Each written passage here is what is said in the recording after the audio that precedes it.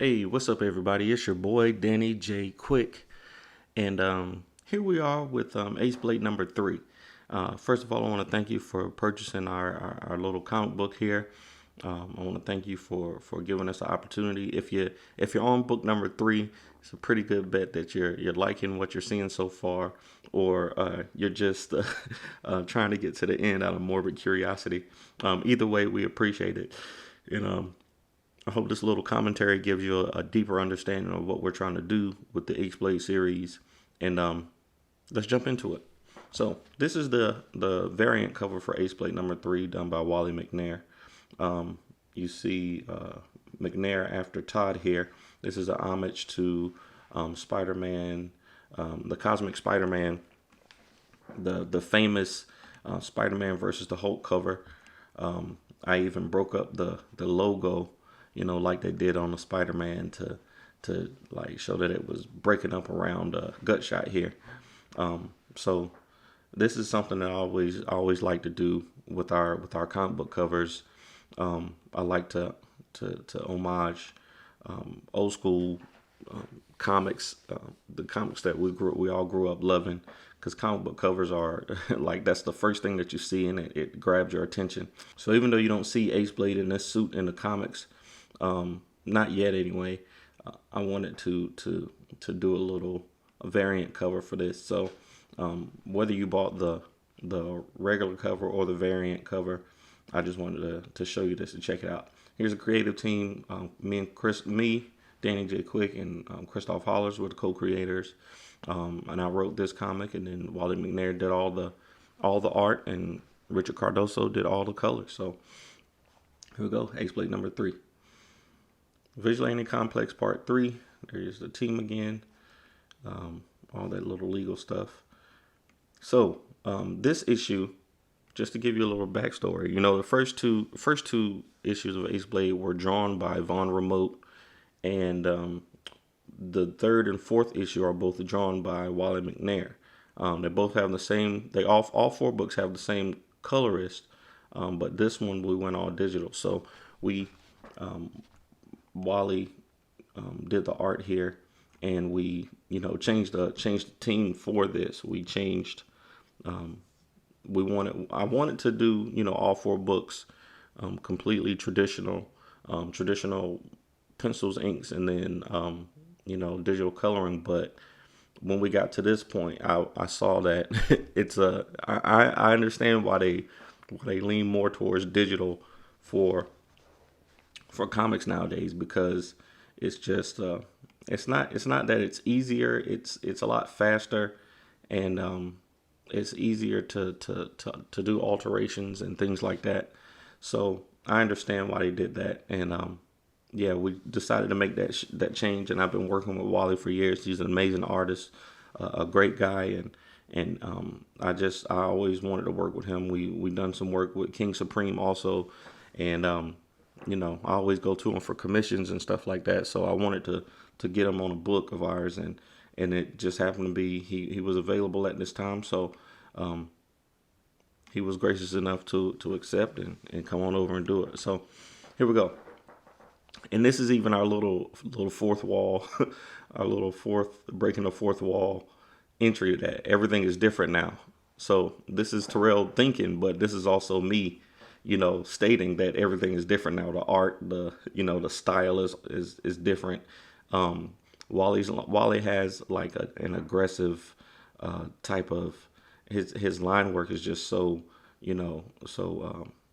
so actions. It's got so much action in it. It's got so much energy in it that I thought it would fit the emotions of this book. So everything is different now. It's all rage and regret. I can see it. Colors are brighter. My attention is more focused. It's like I'm living a new life, a more vigilant one. Everything feels like anger. Nothing I've accomplished even matters to me. I can't find my balance anymore. The lines between right and wrong are blurred. I can't think of anything but killing. I want to kill him. I want to squeeze the life from his soulless body. And if God doesn't stop me, I will. She says, "Hey, are you okay?" You can see the figure of Lady Luck here in the on the side, and Terrell there sitting eating a bowl of cereal. A couple of Easter eggs here. You see this logo on Terrell's shirt is actually a logo from Wally's one of Wally's early comics, the Legend of the Black Pandas. So that's a little connection there. And this this logo here on the milk is supposed to be it's supposed to be from the Trill League comic series. I'm having trouble remembering the character's name right now, but Anthony Piper created this character who was kind of like Superman, and he had this power, and he had this empire, but he was also a businessman. So it's supposed to be like a muscle milk, but it's a I'll think of it. I'm pretty sure I'll think of it later. But we'll go on. There's some more Easter eggs in these next couple of pages. What do you mean, am I okay? Oh, I listen to my police scanner sometimes if I don't have company. So you heard about? Yeah. I'm sorry. I'm so sorry. He's talking about what happened in the last Aceblade, where his house was bombed. It exploded, and we're assuming it killed everyone inside. His Teresa, his brother Donnie, and Spike. I thought you would be somewhere crying your head off. Maybe later. I got some business to handle. Now, though. The way the dispatcher was talking, it must have been horrible. I wish there was something I could have done to help. This right here is when she decides to help. She decides to be on his team for real. She already saved him, and she gave him a costume and everything like that. But this is the moment right here where she decides to really be on his team and to be real down for him. I wish there was something I could have done to help. Yeah, it was bad. She's over here trying to pour her a bowl of cereal, and she sees it's empty. I'm sure you could afford another box of Ubios, huh? Why don't you just take it out of what you owe me? So she sees there's something there. Another little Easter egg. Ubios is a little cereal brand that I made off of Andrew Augustin's character Ubi from the video game Super Ubi Island, or he had like 4 titles for it. So, but this is a character Ubi. He was an independent video game maker, but the man is upped his game. Yeah, that's another little Easter egg. So why don't you just take it out of what you owe me? I was gonna give it back to you, but you ran off so fast. Yeah, I'm gonna need that. I know. It was just sitting there. I was trying to get it back to Chuck. Almost nobody knows about that little compartment. And you left so fast last time that I didn't get a chance to. He slurps his milk, wipes his face. He is totally unbothered right here. Thank God for almond milk. Well, where is the money? That thank God for almond milk is a is a nod to a J. Cole lyric from Folding Clothes. Bananas and some almond milk. But here we are. Well, where is the money? So he's talking about the money that Chuck was trying to pay back for tossing the fight. Oh, it's here. Give me a minute. I'll get it. Ding dong. Uh-oh. You expecting somebody? I was about to ask you the same thing. Hold on. Let me look. She's surprised again. Oh, boop. So you see, she looks through the peephole, and here it is. The whole team from the first book. They're here. They who? Am I supposed to know who they is? I can't believe I got myself into this mess. Terrell, please just don't start anything here. She opens the door. Domino, Street, Rooster, and Mortar standing there. We thought we would just stop by for a little visit, Rooster says. Took you long enough, Barbie. Yeah, you gonna let us in or what? Why? What do you want? Well, it seems we had a little visitor last night at the penthouse. A little punk broke in and beat up our buddy Street over there. But I fought him off, though. Sure you did, buddy. What's that got to do with me? Well, that's the thing, doll. Terrell sees them all talking, and it bothers them. They just over here laughing and coming in all casually when they don't even know, he's standing there and what they just did to his family. So, bam, he hops out the back window, puts on the purple, puts the mask back on while they're still talking. Well, the punk said he knew about us taking out the champ that night. We saw you out back when we dragged him off, and there's the matter of the little briefcase that you switched out at the club. So they're still talking. He's sneaking around the back. I didn't switch any briefcase. Now, why you gotta go and lie about it, doll? We saw the tapes, and you did have the briefcase. Oh, so you want to play rough, huh? Okay. Well, say hello to my little friend. Some of y'all younger folks might not get that reference, but it's a well-known reference from Scarface. So, oh God, he gets scared. So she reaches behind her back. She says, "Say hello to my little friend." Street gets scared. Everybody tenses up when they see what's behind her, and it's Aceblade looking for me. So you think she's pulling out a gun, but this is worse than a gun right here. Aceblade standing there. Get him. Lady Luck is like, "I think I hate you. You'll get over it." "Whoa, dude, wait." He jumps in. Crunch. Wait. Flips him over. Throws him all the way around across the room. "Wait. I guess you're the tough one, huh? Okay, so you got hands. You're such a boop." Lady Luck's running off. She already knows it's about to be bad, so she's running off trying to get her stuff together so they can get out of there. And Aceblade is fighting Mortar here. "So you got hands, okay? But oh my god, look at this mess. Do you have balls?" Reaches down, punches him, hits him in the nuts. I gotta do it sometimes. I guess that's a yes. We gotta take this guy out. He knocks him out. He got his revenge on Mortar right here. "Gotcha, punk." Trying to sneak attack him from the back. "Nope, you tried it though." "You're gonna break my arm." It's ripping. So you see Lady Luck, she runs up, sees all of this stuff that's happening, and you can see the mess in her house. It's ripping. Look at this poop. This is something I decided to start doing in this comic too, using the little emojis. Emojis have become a way that we talk nowadays, and people understand when you put this in, or if they don't, they should. So look at this mess. Look at this. And I just decided to put that in there. There's a couple more times I do it, but it's really, really simple stuff. Rip, snap. Watch out. She sees a guy behind him. Crash. She picks up a vase right here. Somebody got to pick up a vase and smash it over somebody's head. Crash. Thanks. Look at my house. Yeah, I hate you. Where's the other one? He bolted. I don't think we have to worry about that guy. Let's get out of here. So, little advertisement here in the book for Fourth Wall Productions.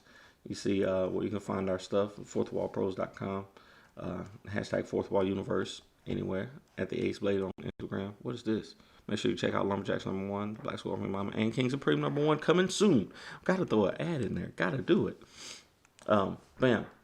What about your house? I'll just take it out of what I owe you. I don't think so, sister.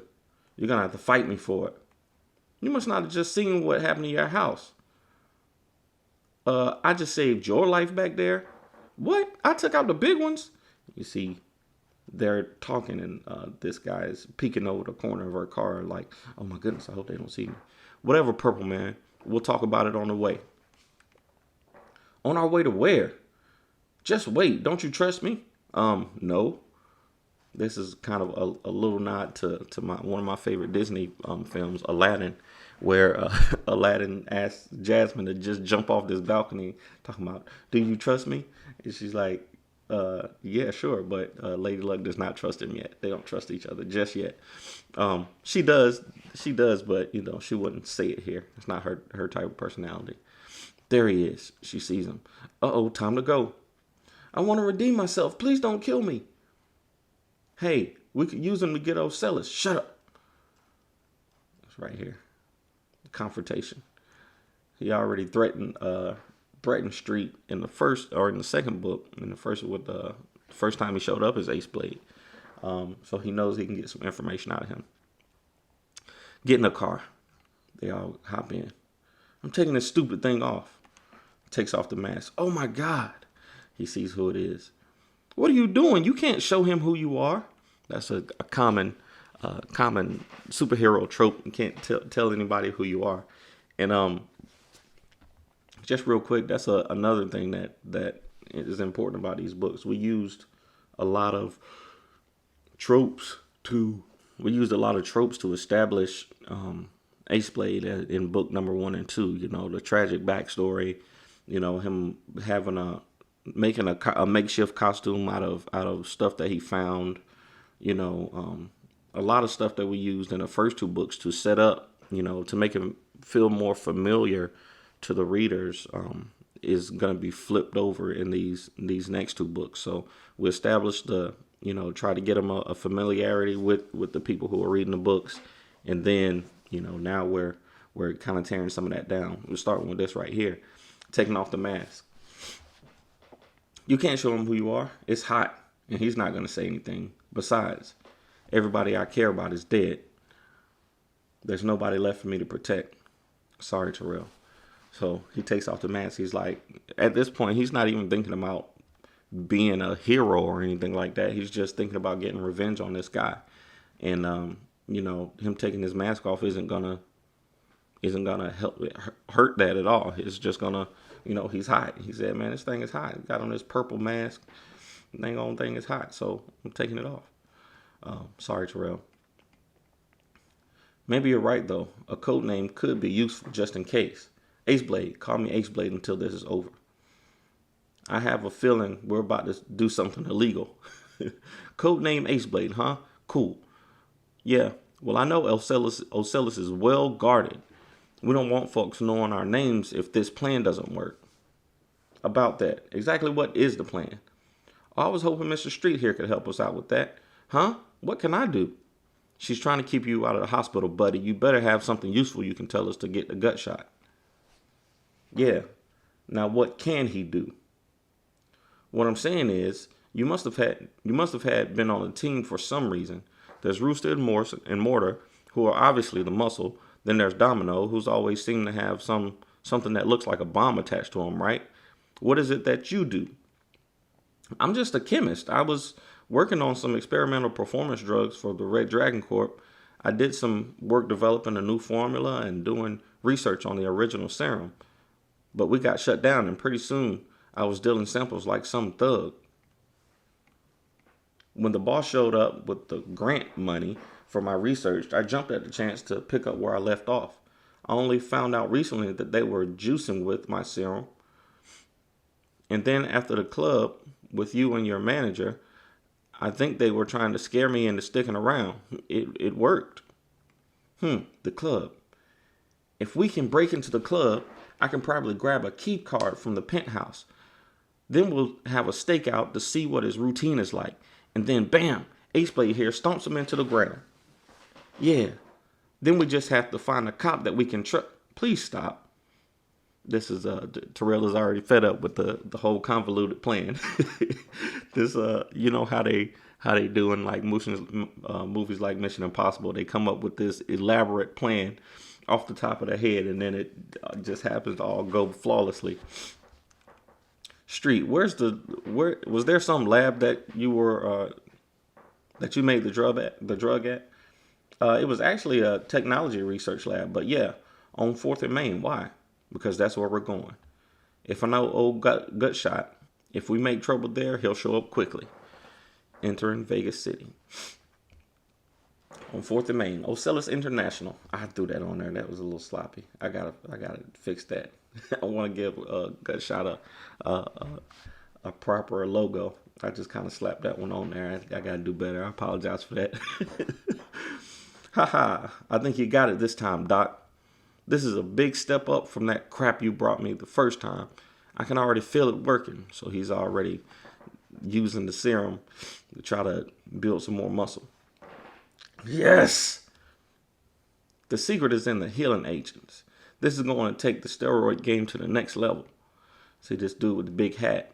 If you remember the first comic, you may remember this guy from looking over the shoulder, looking ominously out at the ring when they first showed up. I wanted to make sure I brought him back just as a because people were asking me who he was, so I want to make sure I put him back in there.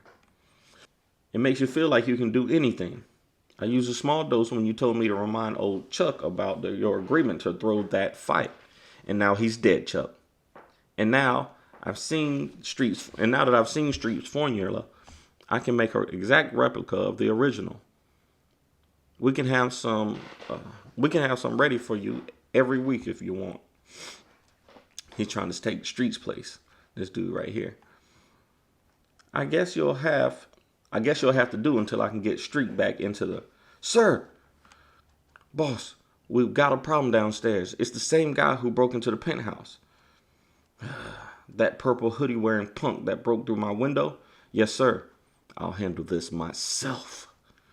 He's ready. He done juiced up. He's in that angry state of mind. You see he's all smooth and his beard and hair is all trimmed and everything right here. That's going to change very shortly. Next up, Aceblade number 4, the main event. Aceblade versus Gutshot. So, thank you for taking the time to read our comic. Aceblade will return in the finale. So there's one more book in the series, and of course it'll be where you get to see the confrontation between Aceblade and Gutshot. And I really enjoyed making this series. I'm glad I'm actually taking the time to go back and read through it, because a lot of this stuff I honestly forgotten about. I forgot about a lot of the little Easter eggs and some of the design elements that I did in here, and the reasons why I was doing it. So it's pretty cool to go back through and look at all this stuff again. But I think I've held you long enough. Hopefully you'll check out number 4 if you haven't already purchased it. I hope you'll read it and see what the conclusion is about and how we wrap up some of these themes for Aceblade and Gutshot and Lady Luck and the whole crew. But I appreciate you. Thank you again. And until next time, stay vigilant, my friends. I'm out.